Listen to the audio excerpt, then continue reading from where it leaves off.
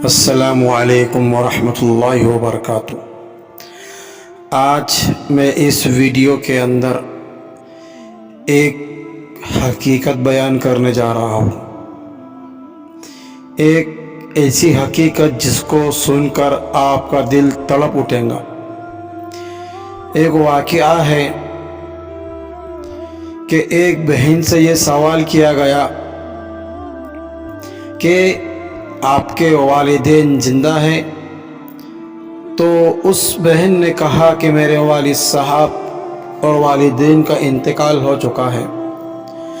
تو میں نے ان سے یہ کہا کہ آپ کے بھائی موجود ہے؟ تو اس بہن نے یہ کہا کہ جس وقت میرے شوہر کا انتقال ہوا اس وقت سے لے کر آج تک کا میرے بھائیوں نے میری دہلیز پر قدم بھی نہیں رکھا۔ تو اس سے میں نے یہ کہا کہ پھر آپ اپنے بچوں کا گزارا کیسے کر لیتی ہو جبکہ آپ کے بچے تو ابھی چھوٹے ہیں؟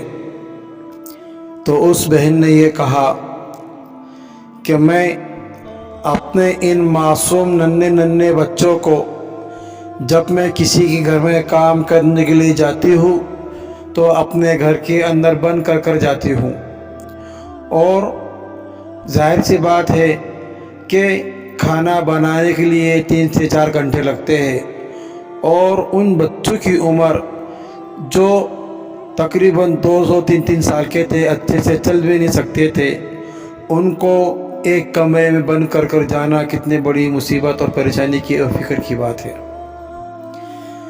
تو اس بہن نے یہ کہا کہ جب میں کام کر اپنے گھر واپس آتی ہوں تو دیکھتی ہوں کہ کبھی تو میرے بچے دیوار سے ٹیکا لگا کر سو جاتے ہیں، اور کبھی اتنا روتے ہیں کہ ان کے رونے کی وجہ سے ان کی آنکھیں سوج جاتی تھی۔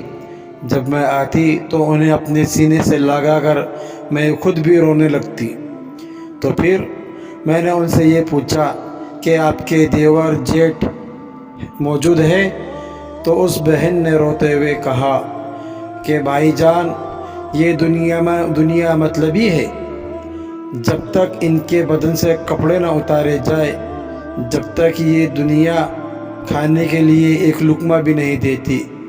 اتنا کہہ کر وہ بہن رونے لگی۔